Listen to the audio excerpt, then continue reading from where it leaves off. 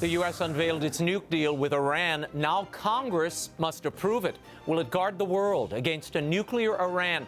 And an undercover video revealed a Planned Parenthood official discussing the sale of aborted babies' organs.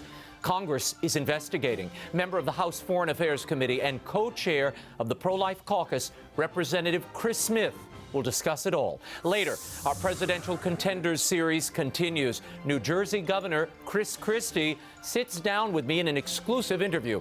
Immigration, ISIS, gay marriage, and his personal faith. Christie will tackle it all. And finally, Rachel Campos-Duffy is here, national spokesman for the LIBRE Initiative. She returns to discuss the Pope's economic perspective during his recent visit to South America, the Hispanic vote, and more. The World Over begins right now.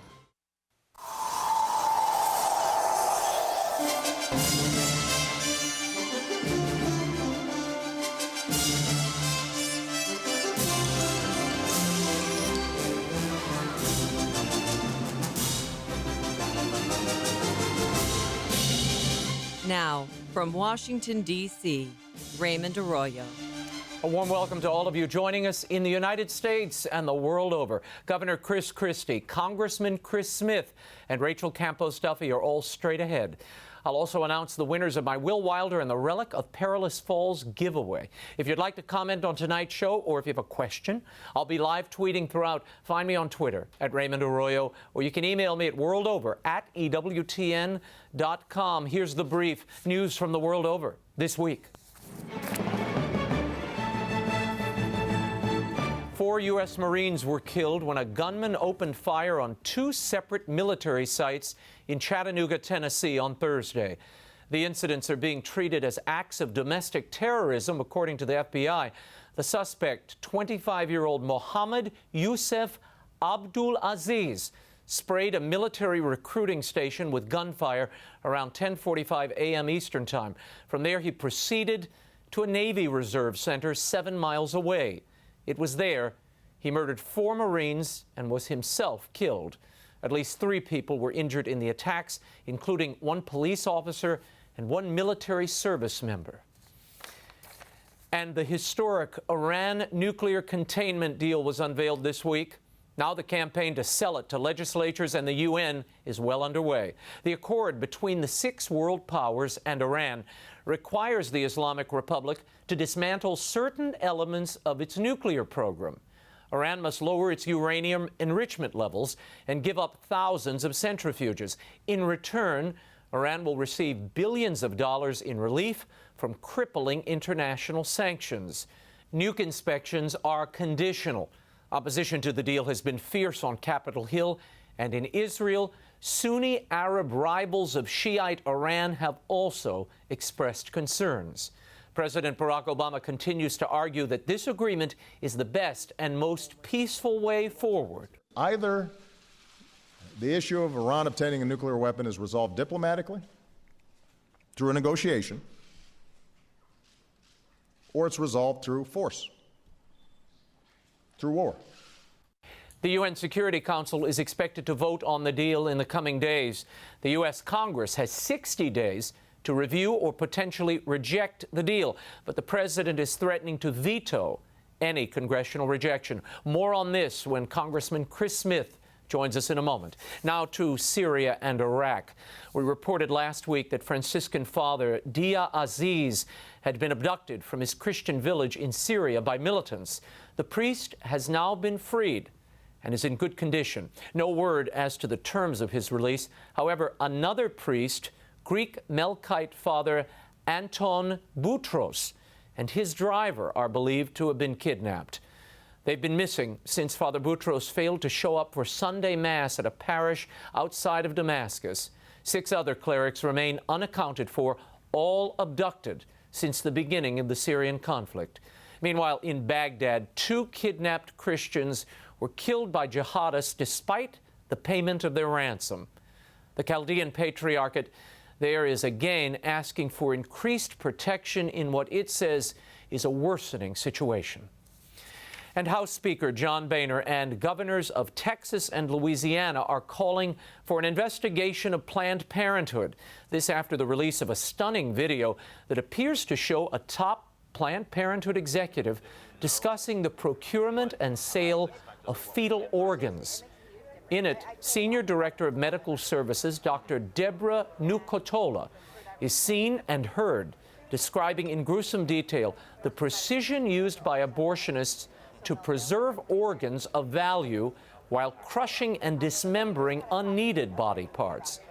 The Center for Medical Progress, who released the undercover video, is accusing the federally funded abortion giant of illegally selling fetal body parts. Planned Parenthood says the videotape falsely portrays their participation in tissue donation programs that support life-saving scientific research. Speaker John Boehner decried the apparent monetizing of unborn children and the doctor's cavalier attitude. More on this and Planned Parenthood's response later in the show. And a federal appeals court have ruled against the Little Sisters of the Poor in their battle with the federal government over Obamacare's contraceptive mandate. The 10th Circuit Court of Appeals ruled that the Little Sisters of the Poor must comply with the mandate or face ruinous fines. In a 2-to-1 decision, the court said that the Little Sisters are not an exempt religious institution because they are not directly affiliated with any particular house of worship. I guess the fact that they're nuns are lost on some people.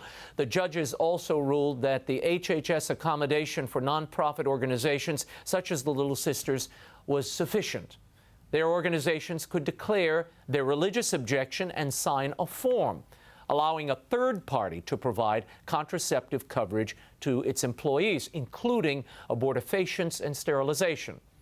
If the Little Sisters defy the decision, they would face fines of between $2,000 per year per employee and $100 per employee each day.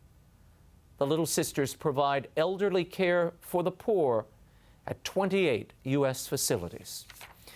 And Pope Francis this week is acknowledging that he might need to brush up on his economic studies and talk about the middle class a bit more. The Holy Father made the comments during his in-flight press conference on Sunday, returning to Rome from South America. When asked if he was aware that some in the media, particularly in the U.S., have questioned his grasp of economic issues, and that he had said little about ordinary working-class people who pay taxes, the Pope acknowledged his mistake. He added that he speaks of the poor because they're at the heart of the gospel, and because he responds to those critical of his economic statements, he must examine them, then dialogue must ensue. The Pope claimed he would begin some studies in preparation for his September visit to the U.S. shortly. This week, July 17th, would have been the 25th birthday of poet and peace activist Maddie Stepanek.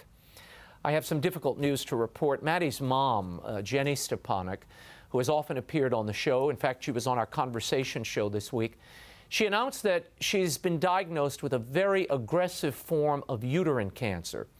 As you all know, Jenny also suffers from the same form of muscular dystrophy that claimed Maddie's life in 2004, as well as the lives of her 3 other children. Jenny says she will not be bowed, but go on in peace and hope. Please keep Jenny in your prayers as she undergoes surgery. I should mention that I'm a founding member of the Maddie J.T. Stepanek Guild, which spreads his word and witness and praise for the advancement of Maddie's cause. If you'd like more information or you'd like to share a personal story about Maddie's effect on your life, email us at maddiescause@gmail.com. And do keep his mom, Jenny, in your prayers. And since we're all family, I have to share my own heartache this week. My grandfather, Tony Angelo, a legendary New Orleans restaurateur, died this week. For many local New Orleanians and visitors, his Italian restaurant was a place where everyone felt at home. When Katrina flooded the restaurant at nearly 80, my grandfather determined to rebuild, and he did. Judges and governors, senators, some of our great entertainers passed through those rooms at the corner of Fleur-de-Lis and Harrison. Tony Bennett and Harry Connick, who grew up around the corner, as well as his idol, my grandfather's, Frank Sinatra, visited. But no matter who you are or who you were, due to Tony's personal care and his visits at each table, everyone felt like they were a VIP. And his food was really something spectacular. He loved feeding people, but what he really loved was the people. New Orleans Mayor Mitch Landrieu issued a statement saying Tony Angelo was a wonderful human being and a great ambassador for the city of New Orleans. Pawpaw died 2 years, almost to the day of my grandmother Mary's passing. My mother, their daughter Linda, and the whole family mourn his passing. May Mr. Tony rest in peace, and you can visit my Facebook page for more thoughts on my grandfather.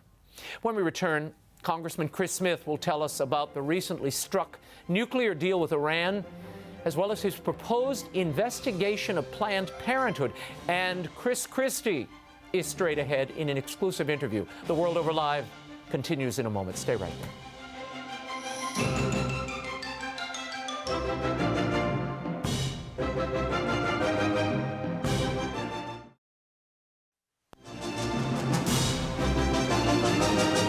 Now, once again, Raymond Arroyo. Welcome back to The World Over Live. My first guest tonight is a U.S. representative, a member of the Committee on Foreign Affairs and the House Pro-Life Caucus. He joins us to examine both the Obama administration's nuclear deal with Iran and that Planned Parenthood video where an official discusses the sale of fetal organs. He's proposed an investigation, and it's going forward. Joining us on set is Congressman CHRIS Smith of New Jersey. Congressman, thank you for being here. Now, the president says this deal with Iran is built on verification. Is it? Absolutely not. It's so far from the truth. We were talking earlier about anytime, anywhere, unfettered access, including the president said 24/7, we will have access to Iran's facilities. That's true? not true. Not true. And it's actually in the body of what was agreed to. One only has to read it. We have the whole process is so flawed. The IAEA, the International Atomic Energy Inspectors, will have to, if they suspect something, give prior notice. Several days will take place, 24 plus in Iran, and then you'll have a situation where if they don't want to show you something, it goes through this whole process. We argued from the beginning, if you don't have unfettered access to the site, anytime, anywhere, it's not verifiable. This administration in Tehran, this dictatorship, has repeatedly frustrated inspectors in the past his prologue. Yeah. And if you look at this very carefully, for the president to look in that camera and suggest that this is verifiable, President Reagan walked away from Reykjavik rather than to agree with Gorbachev on a flawed deal. Right. Our president and John Kerry should have walked away from this and said, we'll go back to the sanctions, we'll up the sanctions, and really, no exceptions, because the lifeline that Iran had was that one of the biggest ones was that the oil that went to China, and many hundreds of millions, billions of dollars kept flowing to Tehran during this process. So we never had the sanction that could really get us to a verifiable nuclear pact. And that's why they sat at the table, because the sanctions had been crippling them. I want to play this bite. This is President Obama talking about the nature of the deal and how it really, what the Iranians do doesn't matter. Listen. This deal is not contingent on Iran changing its behavior. It's not contingent on Iran suddenly operating like a liberal democracy. It solves one particular problem, which is making sure they don't have a bomb. So he says it's not contingent on Iran changing its behavior. It just stops them from getting a bomb. What's wrong with that? He says, what's your alternative? It's Orwellian. We should have kept the sanctions without all the exceptions in place. And remember, this administration was very reluctant. Congress, both sides of the aisle, kept saying we need stronger sanctions. We need to be really going after the banks, which we did do. And believe me, he delayed a lot of that because he didn't want to sign that legislation. Right. There's also other issues besides verification. Again, the verification regime is awful. They will get the bomb someday, probably sooner rather than later. It will kick off an arms race because the Saudis and the other Sunni nations will say, we are now so disadvantaged by a nuclear-armed Iran, which comes from the Shia tradition, that they will build up the arms race, plus Israel. Existential threat to Israel. How many times have we heard high-level people in Tehran saying, death to not just Israel, but death to America? Off the table was the ballistic missile issue. so that the means of carrying a nuclear weapon or nuclear weapons is now going to continue going forward, plus all the money that they'll get from the sanctions relief will be used for very nefarious purposes, including the terrorism. They are one of the world's worst sponsor of terrorism. Now they'll be flush with new cash to buy arms, buy them from Russia, and also to export. People should know, according to our own State Department in 2013, the report, they have said Iran is facilitating the transfer of both Shiite and radical Sunni fighters into Syria. So they're fueling many of these conflicts we're involved in, and this gives them a new pipeline of money. Absolutely. Here's the question. What would your alternative be? The president raised that in his press Well, the alternative would be to snap back to the sanctions, because we will not go back to the sanctions as this is delayed getting global consensus for a sanctions regime. So keep the financial pressure on until then. And to hold it without providing all these safety valves, which is what this president did by allowing, again, China to get oil from Iran, and also to do it to the point where he said, we're not kidding. You're not going to be, the original purpose for all of this was that Iran will never have nuclear weapons. They will at least have them 10 years from now, and all of this falls off, and they are able to procure whatever they want. But meanwhile, I think they will have it far sooner again, and there will be an arms race, and Israel and the United States and every ally is put at risk. The deal, and the administration is saying the deal, allows for, in fact, demands Iran's stockpiles of uranium to go down by 98%, and 2/3 of its centrifuges will be disabled. Well, 5,000 of their centrifuges will continue spinning as they are now. I mean, during the long negotiations and the delay gave them the ability to continue produce, what might be fissile material that could be used for a bomb. So all of that went on for almost 2 years. Yeah. Now we have the situation, of course, of being able to keep intact. One of the things we argued was that it's not just the production of the bomb, but the ability to produce a bomb. And it's clear that they now retain the capability, the capacity to work in that regard. And again, well, Russia is now saying we are committed. In fact, Russia and Iran have very ambitious plans for the development of the Iranian nuclear power, and they're going to be, Russia that is, bringing surface-to-air missiles as well as raw uranium into Iran. Why would this be permitted under a non-nuke treaty? Because it's so flawed. It is so filled with holes. The president, thinks more about legacy, with all due respect to the White House and to the president, than he does about the people who could be hurt, killed.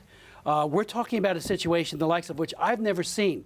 I never thought the United States of America would lead an effort for a arms pact on nuclear arms in this case that is so in favor of the offending party rather than for the free nations of the world, especially our own country and our friend Israel. Israel, as well as many Arab nations, are very concerned about Saudi this Arabia, because they don't have nukes, and Egypt. These guys do. They're all saying, where are we now vis-a-vis Iran as they go, very, very fast towards the development of a nuclear weapon? There was an exchange between the president and CBS's Major Garrett about the Americans held in Iran. I'm going to play that briefly. Sure.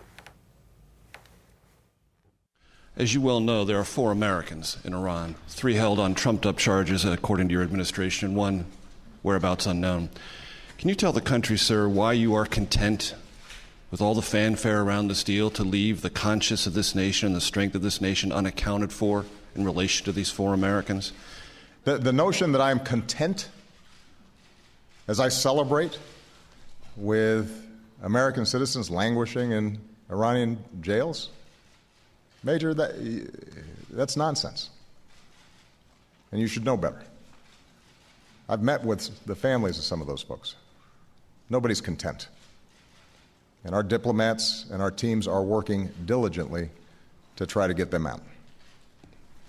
Now, if the question is why we did not tie the negotiations to their release, think about the logic that creates.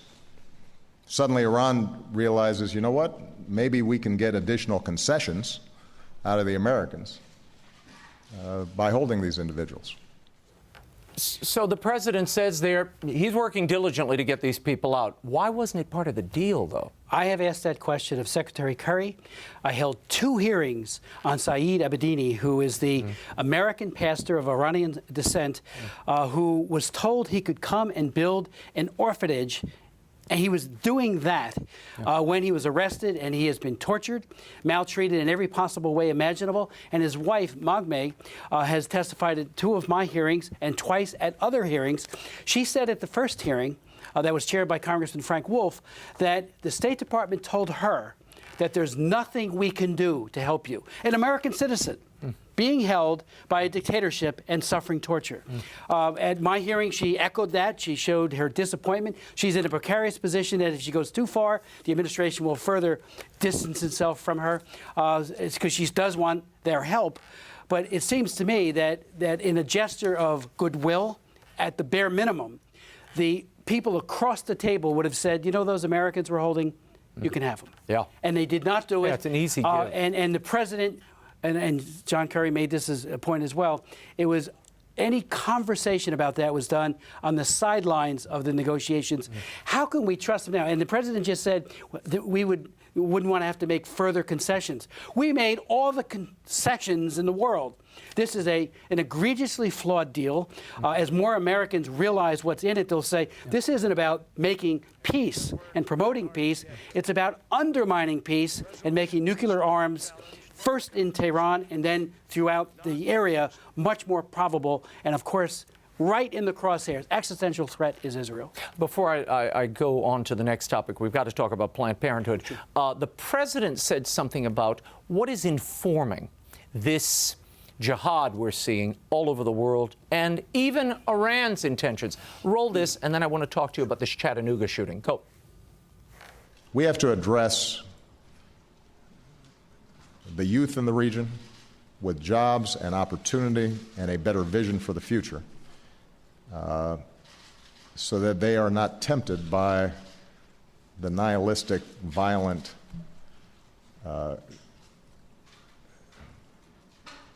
dead end that organizations like ISIL offer. Is that convincing to you, No, Congressman, it's just given the Chattanooga shooting we saw today from this Mohammed? This most recent shooting underscores the false narrative that is proffered by this president about this not being radical Islamic belief. He's done it vis-a-vis ISIS. He's done it especially towards Boko Haram. I've held many hearings on this terrible radical Islamic group called Boko Haram in Nigeria, which is now even regional. And I'll never forget his administrative witnesses at my hearings were saying, well, they just want more infrastructure, almost like you're saying, more jobs, more opportunities, rather than realizing that this is a radical Islamist point of view. They want a caliphate, as does ISIS. Remember, he called ISIS the JV team. Right. He has so missed the forest from the trees. And when you have it wrong about your understanding and fundamentally misunderstand the nature of the enemy, and they are the enemy, they hate moderate Muslims, they absolutely detest Christians, and they kill them. It is a genocide that has been going on in Syria and in Iraq as a result of ISIS, as well as in Nigeria and other places in Africa, as well as around the world. I have to get to this Planned Parenthood video. I'm sorry to cut you off, but I need to play this. Now, this is from earlier this week. This is an undercover video. A Planned Parenthood official swilling her wine, discussing the taking of body parts, aborted children's body parts, and making use of them for other purposes. Listen to this. How much of a difference can that actually make if you know what's expected or what we need versus? It makes a huge difference. I'd say a lot of people want liver, and for that reason, most providers will do this case under ultrasound guidance, so they'll know where they're putting their forceps. Yeah, contact and all that. So then you're just kind of cognizant of where you put your crossbows. You try to intentionally go above and below the thorax so that, we've been very good at getting parts on liver because we know that, so I'm not going to crush that part. I'm going to basically crush below, I'm going to crush above, then I'm going to see that get out intact. It's kind of hard to hear there, but she's basically saying, look, there are ways we can use the forceps and crush the skull to preserve the lungs and the livers and the hearts that are most desirable, and, you know, as we abort these children. Isn't it already illegal under federal law to procure or transport human remains or human fetal tissue for profit, for any valuable consideration? It is against the law. Unfortunately, under the Obama administration, it's not likely to be enforced, even though we will be asking the president to do so. It's also against many state statutes, so hopefully some of the attorneys general and throughout the country will take this up, and some, at least two, including Texas, have said they're going to investigate. The Congress and Speaker Boehner and Kevin McCarthy have instructed, although I believe they're so moved by this, they would have done it as well.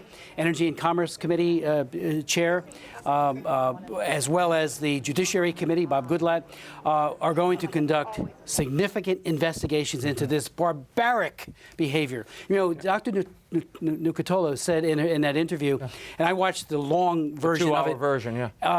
But even in the shortened version, she talks about how they build around, they crush the baby in different spots, and they do it also with ultrasound guidance to preserve, what are we looking for today? Liver and heart. So make sure you don't crush the liver and heart and then take that. They may have violated the partial birth abortion because they turn that baby into a breech and then partially deliver in order to procure body parts. This is something that most people find they almost can't believe. Now, Planned Parenthood says, though, Congressman, in a statement, they said, look, these are donations made by the women who are having the abortion, and the only money transferred here is due to transportation fees. Well, many of the so-called brokers come right to the clinic and they take it. So third parties are there. I'm not sure where this so-called transportation cost accrues. But there's also the problem that, again, no unborn child can give informed consent or can say, you know, you can have, I bequeath to you my organs. And the other point is that the procedures that are used, and even in their so-called informed consent, and I've seen some of them that Planned Parenthood gives to the women, they call it fetal tissue. They've reduced an unborn child, in all instances, right till birth, to fetal tissue. It's just tissue. But they're actually organs. Right, that too, but that's what they call it. That's how the nomenclature they use for an unborn child. It is so dehumanizing. It is absolutely dehumanizing. And I guess if you're willing to support dismemberment, chemical poisoning, and crushing the baby, as this Dr. Nucatola, she does up to 24-week gestation baby abortions herself. And she talks about in the video, as you saw, how they think in the morning, what is it that we need today? And of course, it adds to the bottom line, because not only do you charge for the abortion, you are now garnering significant amounts of money from, you know, and it's not just usually one body part, one organ per baby. It could be more than that. Yeah. So this probe is now going forward. It's going forward, and it must go forward. Before I let you go, there is a big conference. And it's trafficking. And it's human trafficking. And I wrote the trafficking laws for the United States, Trafficking Victims Protection Act. That's mostly for sex and labor trafficking, but it falls right in that genre of selling defenseless, in this case, killing them and then taking their body parts. Trafficking in organs is a heinous crime. Well, this is a nice segue, or maybe not a nice segue, but the Vatican is having a conference this upcoming week with mayors from around the world on the connection between climate change and human trafficking. Now, you've been covering this issue for decades.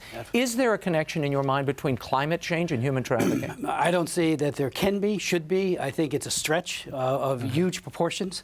You know, if one believes in climate change or not, or whether or not it's solar instigated, you know, there's a whole theory along those lines in terms of solar cycles.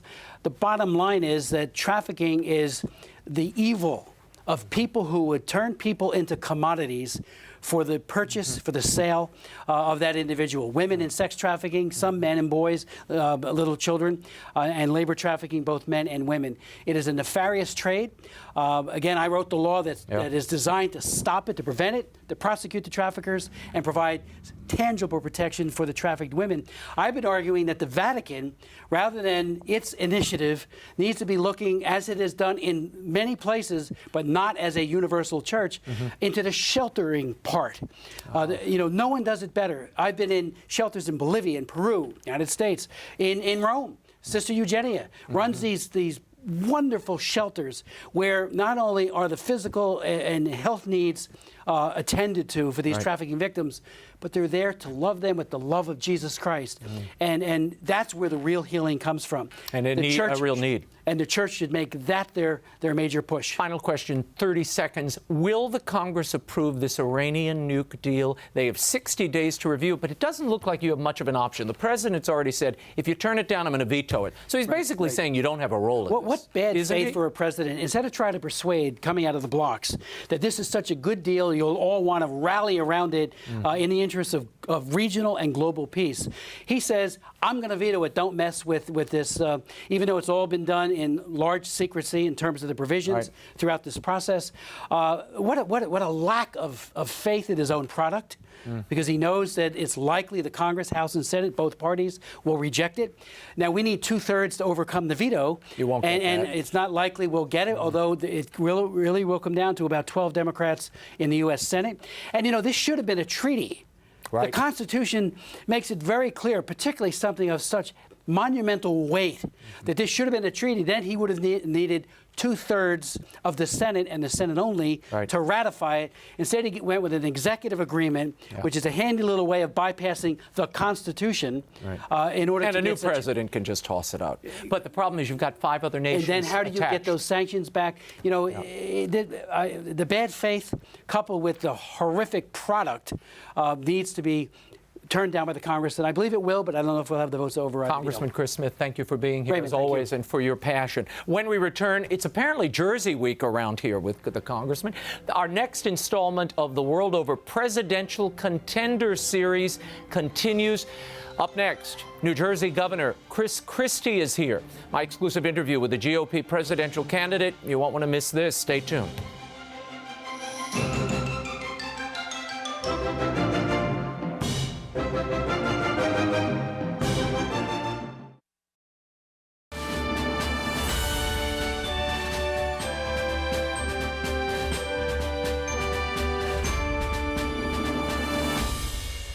Our World Over Presidential Contender series continues. My next guest is currently running 3rd in the latest Reuters poll of GOP candidates for the presidency. He has a reputation as a blunt, no-nonsense executive who tells it like it is, and he suffers no fools. In this wide-ranging interview, we talk about his record in New Jersey, his position on social issues, his faith, that Iranian nuke deal, as well as some of his competitors and that infamous hug with President Obama in the aftermath of Hurricane Sandy. Governor CHRIS CHRISTIE often invokes his mother, Sandra, in speeches. One of the things my mother always used to say all the time to me was, Christopher, if you work hard enough, you can be anything. She spoke the truth, bluntly, directly, and without much varnish. I am her son. So we thought his mother a good place to start the interview when we sat down exclusively with New Jersey Governor CHRIS CHRISTIE. Governor, you've said in the auto of life, your father was in the passenger seat and your mother was driving. Yes. What did she give you that you see now as you seek higher office and as you execute your office here as Governor of New Jersey? She gave me strength first. She gave me confidence. And she gave me faith, all those things. Now you had a grandmother who would take you to daily mass. Yeah. How has that moment impacted the rest of your life, and how does your faith shape your daily decisions? I mean, things are coming at you all day long. Well, you know, first that grandmother who I called Nanny, she had enormous faith, and she tried to make sure that she passed that on to her grandchildren. She felt like it was one of her jobs as your grandmother to do that. So we would walk to her church from her apartment. I would stay with her on the weekends often, and we would walk to church together. And she gave me one of the best bits of advice about faith and how difficult faith can be. She had told me if you pray to God for things, God will answer your prayers. And so I don't even remember what I had prayed for, but whatever it was, it hadn't come through. And when I came back that next time to see her, I said to her, Nan, I'm not going to pray anymore. I said, because I asked God for something and I didn't get it. He didn't answer my prayer. And she goes, no, Christopher, God always answers your prayers. Sometimes the answer is no. And she said, you have to trust God that he's giving you the right answer. And so it informs so much of what I do, and now is so much a big part of our life with Mary Pat and I in raising our children. Yeah. And so it all started with Nanny. Is there a favorite bit of scripture that sort of sticks out for you as you go about this office and as you seek the presidency? It's on my desk, and it's been on my desk since I became governor, and it's the passage from about Solomon, and he asks God to give him an understanding heart, to judge his people and to discern right from wrong. And it's sat on my desk, it still sits on my desk every day, because I think in this job and any leadership position, you want to have an understanding heart. Yeah. And the biggest thing you have to decide in these jobs is what's right. And that's really guided me. In your announcement speech, you mentioned unity being so important and that you were a unifying force here in New Jersey. You said the government in D.C., they don't even talk anymore. How would a President Christie change that dynamic? I think two ways. The first way is that you have to be very clear about your beliefs, about your principles, so that people understand the direction you want to lead. And then the second part is personal relationships. You have to spend the time to get to know people, even the people you don't agree with. In fact, in some respects, even more importantly, to get to know the people you disagree with. I had an old boss who once told me, he came to visit me when I was U.S. Attorney, and he said to me, I asked him what he was doing after the meeting, and he said he was going to the New York Times editorial board. And I said, you're John Ashcroft's deputy, and you're going to the New York Times editorial board? I mean, do you have a death wish? And he looked at me and said, Chris, you don't understand. He said, I'm going to the New York Times editorial board because it's much harder to hate up close. And I think it's some of the most powerful advice I ever got about leadership, that if you bring people close to you, if they get to know you, if you get to know them, it's much harder to hate, and it's much easier to govern. So you're going to start texting Nancy Pelosi? As soon as I'm elected president. She'll be amongst my first text buddies. I'm going to hold you to that. Good. Let's talk about this Iran deal for a moment. Would you have done a deal with this regime or attempted to do it? The government apparently already paid out $1 billion just to keep Iran at the table. Is that the proper way to proceed, given the history of that particular regime? Well, listen, Raymond, I'm old enough to remember 1979 vividly. I was 17 years old. I remember them taking our hostages. I remember them burning our flag. I remember them chanting death to America. And quite frankly, nothing has changed in the last 36 years, except the hostages aren't there because Ronald Reagan became president and had the kind of strength that they knew they couldn't mess around with. My concern now about this deal is, you wouldn't buy a car this way. I mean, if this is like going into a car dealer and saying, I'm buying a car today no matter what. Yeah, that's right. You know what kind of price you're going to get, the highest price, and that's what this president and this Secretary of State have done. It makes no sense, and much more importantly, it's making the world a more dangerous and a more vulnerable place, and it's ill-serving the future of my children. What do we do now, though? You've got ISIS on the advance. You've got these minorities, particularly Christian minorities, in the pinchers. What would President Christie do? You've got to do something about these people. Sure you have to. And what you need to do first is to bring together the allies that you have in the region who want to have the fight. The Jordanians, the Saudis, the Emiratis, the Egyptians. They want to have this fight. We need to be making sure we train them. We need to make sure we're motivating them and supporting them to be able to bring this fight to those folks. And we need to insist upon people being able to exercise their religious freedom around the world. We've stood for that for the entire history of this country. Now, you are on record as saying you would like to see an increase in the military budget to even blowing those sequester caps. Some look at that and would go, isn't that fiscally irresponsible? The Congress put those in place to keep the rate of spending down. Why would you blow those caps? Well, I would first make sure that people understand that I'm the same guy who's put forward entitlement reform that would save over $1.2 trillion over the next 10 years. And so this would not blow a hole in any deficit. It's about reallocating what we're spending on. And I don't think there's anything that the government has a greater responsibility to do than to protect the American people and our lives, our freedoms, our security. And right now, with the military that we have and the track that it's on with this president, we're not going to be able to do that. Why do you think all these things are happening around the world? I mean, you see the Russians misbehaving. You see the mullahs in Iran misbehaving. Hezbollah, Hamas, all of the things that are happening around the world. We haven't even gotten to China. The fact is, they're operating in that way because they know America cannot project power and authority right now because this president has weakened our military. I want to talk about your record here in New Jersey. You are often conceived of and portrayed in the popular imagination as an establishment guy. Your record, your pro-life record, is actually pretty sterling. Tell me about that, because you were regarded at one time as being pro-choice. What happened? Well, first off, the way it changed for me was when my wife was pregnant with our second child. And we just happened to go to a visit to the obstetrician at 13 weeks. And I heard for the first time at 13 weeks our daughter's heartbeat.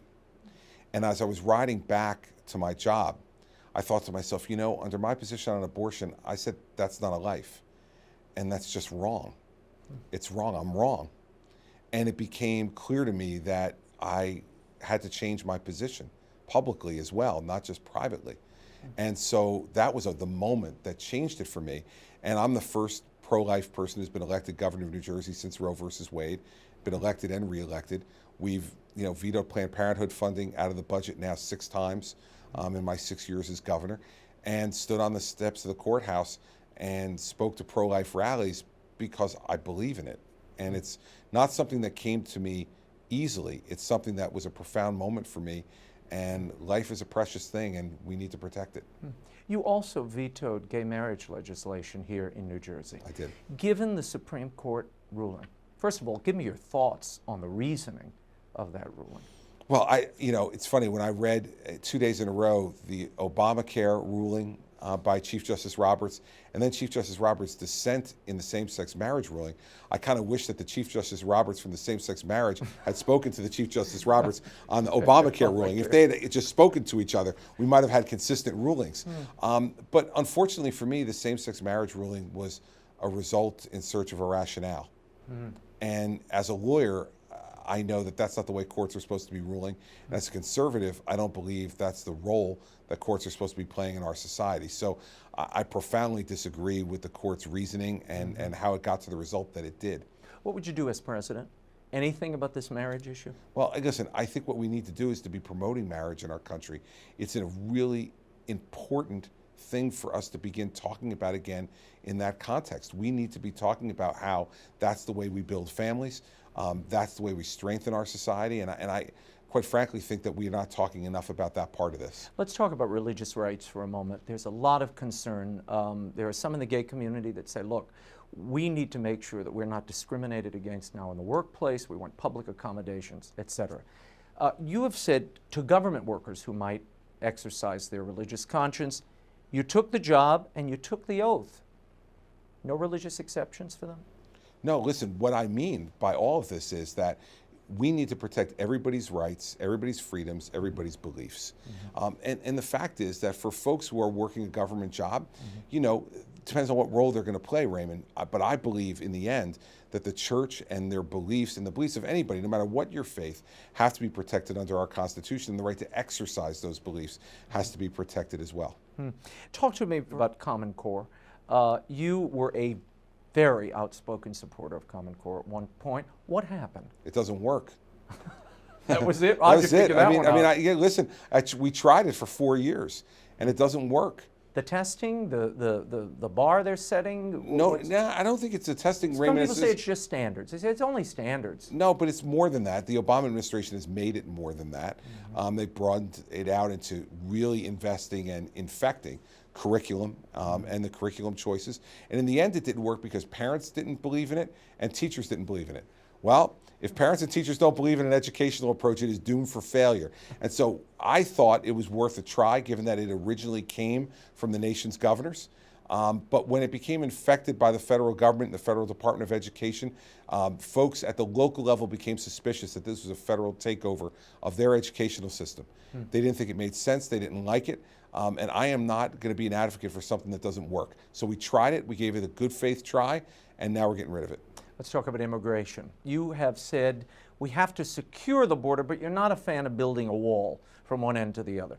What do you do? How do you deal with this problem? And what do you do with the millions of people who are here and have been here for years, illegally or otherwise? Well, first off, I think that the very best way for us to secure our border and to secure our country and to be fair to the people who are here, American citizens who are working every day, is to stop employers from being able to employ people here illegally and exploiting those folks. And that's what they're doing.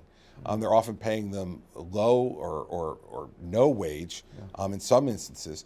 And the fact is that every employer should be required to use E-Verify in this country, and every employer should face incredibly stiff fines that would wipe out plus their profit margin for hiring illegal people. That would allow us to stop the flow of people into the country, because if they knew they weren't going to get hired, and the only way to get hired was to go through the conventional route, then that's what they would be doing.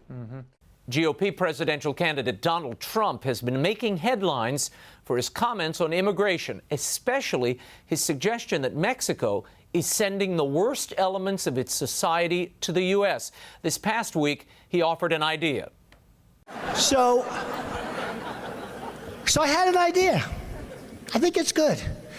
Every time Mexico really intelligently sends people over, we charge Mexico $100,000 for every person they send over.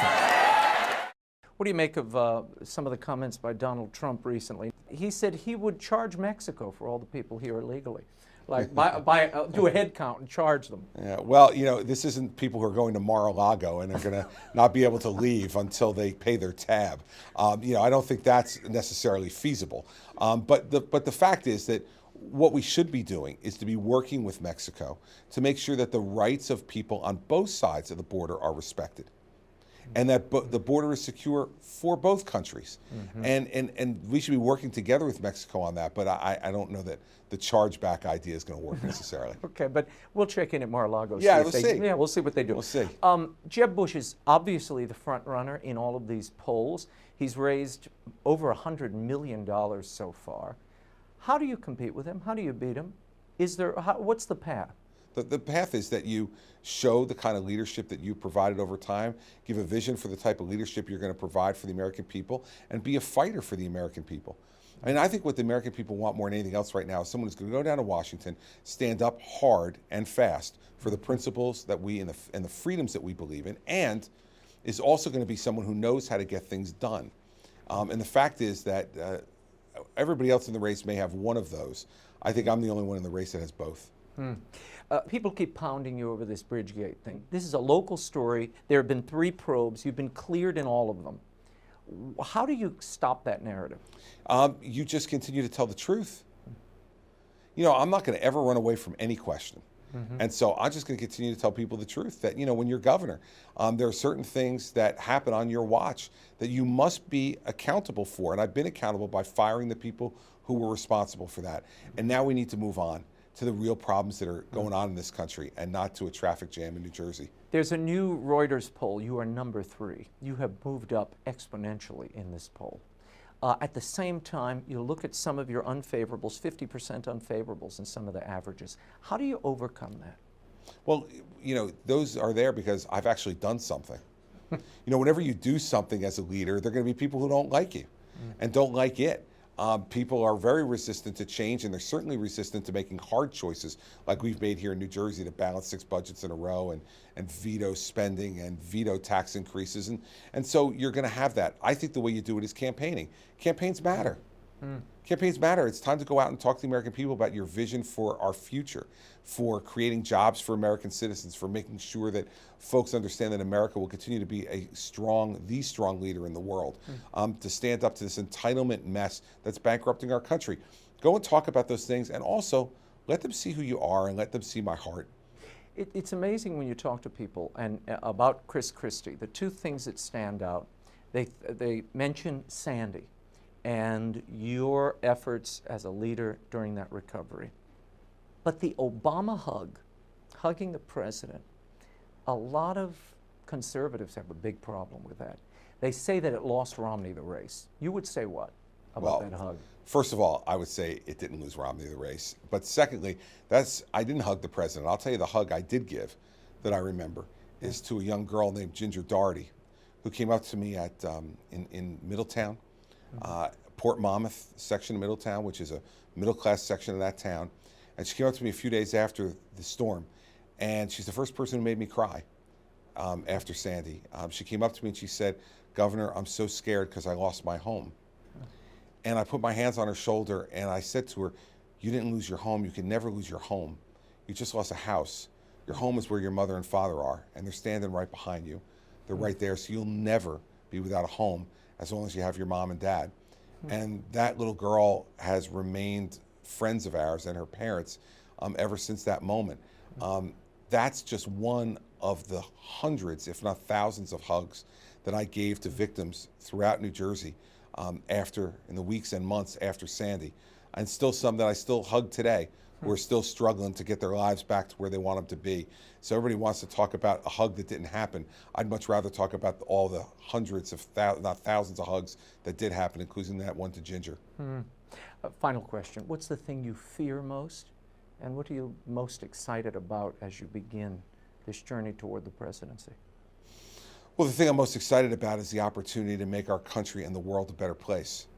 I don't think there's any way you should ever run for president if you don't believe that you have both in your intellect, but most importantly in your soul, the ability to be able to make our country and the world a better place for our children and grandchildren. And I don't have a whole lot of fear coming into this race, Raymond, and here's why. I just absolutely believe I'm doing this for the right reasons. And you know, our 21-year-old son said to me, "Dad, don't worry about losing. Everybody who runs is going to lose except one person." And he said, "So just go out there and be yourself and do your best, and I think you're going to win." And so in the end, I don't fear much of anything. What I would have feared is not doing it, because I would fear that I would have lived with regret for the rest of my life that I didn't do my job as somebody who loves this country and has had the opportunity to serve, to try to bring that service to the highest level. Great. Thank you, Mr. Governor. Thanks. My next guest can be seen regularly on Fox News' Outnumbered. She's also the national spokesman for the LIBRE Initiative, an organization for advancing economic empowerment in the Hispanic community. She's here tonight to shed some light on Pope Francis's economic message during his visit to South America, the significance of the Hispanic vote, and much more. Did I mention she's married to a congressman? Please welcome Rachel Campos-Duffy back to the show. Thanks, Great to have you back. Thanks for having me. Okay, I'm going to put a full screen up. This is the Pope in South America. Here's what he had to say about the economy. The first task is to put the economy at the service of peoples. Human beings and nature must not be at the service of money. Let us say no to an economy of exclusion and inequality where money rules rather than service. That economy kills. That economy excludes. That economy destroys Mother Earth. The economy should not be a mechanism for accumulating goods, but rather the proper administration of our common home. This entails a commitment to care for that home and to the fitting distribution of its goods among all. Is the Pope preaching economic class warfare? He says no. Well, first of all, capitalism or free enterprise, I agree, is the worst system possible, except for everything else, right? And so it's not perfect, is what you're saying. It's not perfect, and I think what it needs is an injection of ethics and morality, which is lacking in the culture at large. And I think that maybe ought to be where the Pope is speaking to. Where is the culture?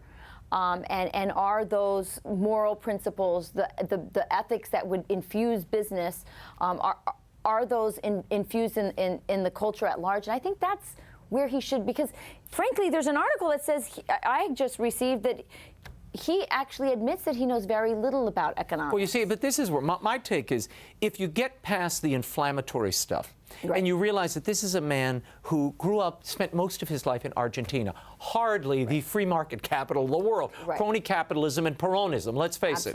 You know, and I think having that perspective, that is what he's sort of his understanding of the economy. If you peer through the rest of this and pull it apart, there is a lot of social and moral teaching here. In fact, I think he's actually calling people to have a heart for the poor and not get lost in materialism. That, I think, is what he's trying to say, but it's somehow being lost in the translation, I think, because of his own perspective.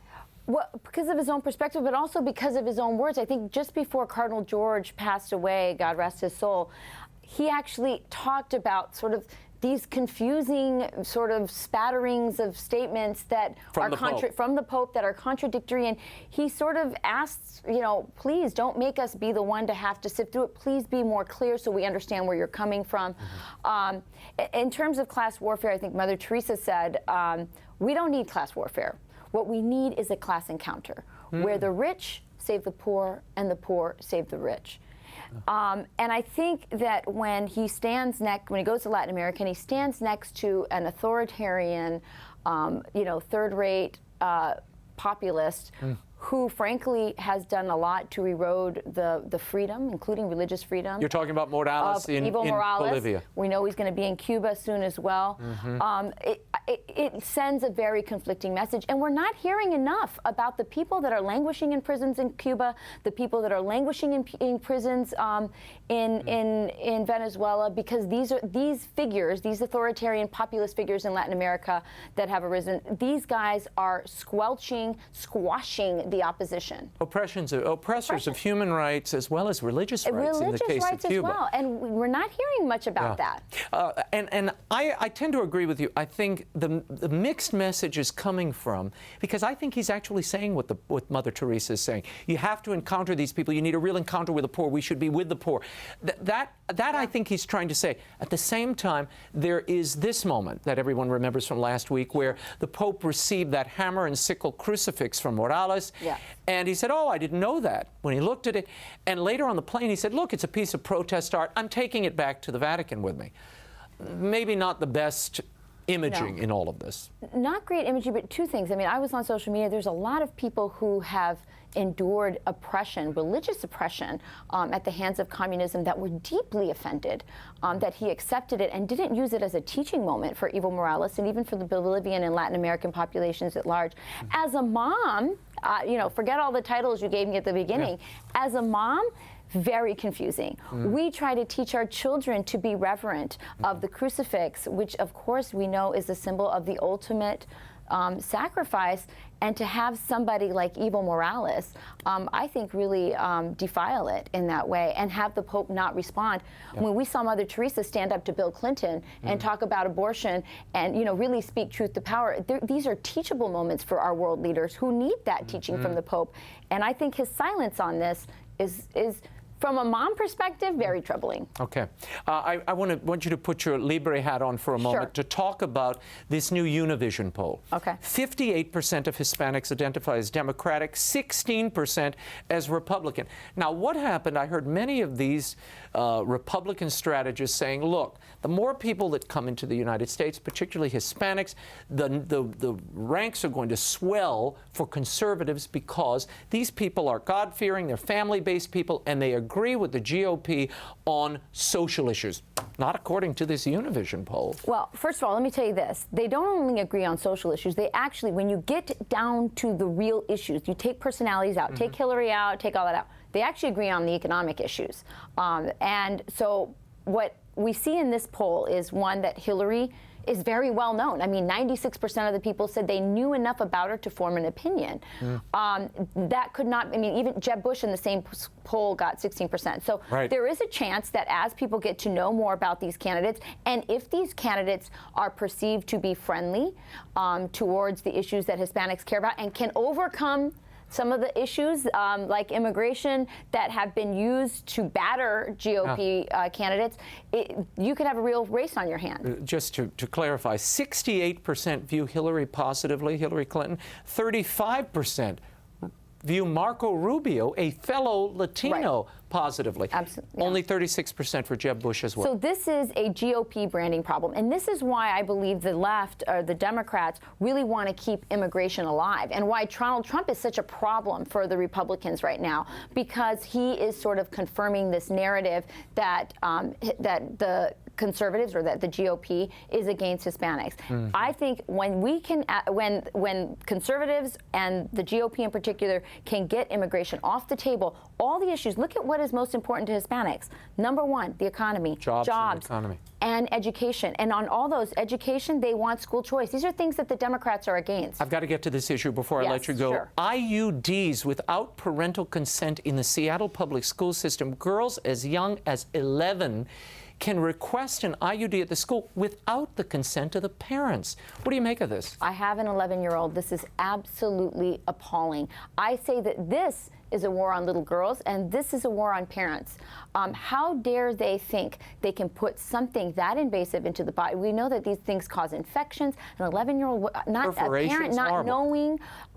This is, I think parents in Seattle and these schools in particular ought to be up in arms. This is an absolute intrusion on the relationship between a parent and a child. It will not help them come together if there's this big secret like this between a mother and a parent and a child. This is an absolute intrusion. Rachel Campos-Duffy, thank you for being here. We will be in touch in the days ahead. You got it. You can follow Rachel online at the LibreInitiative.com. All of her columns are there. Before we go, I promised to announce the winners of my Will Wilder, The Relic of Perilous Falls giveaway.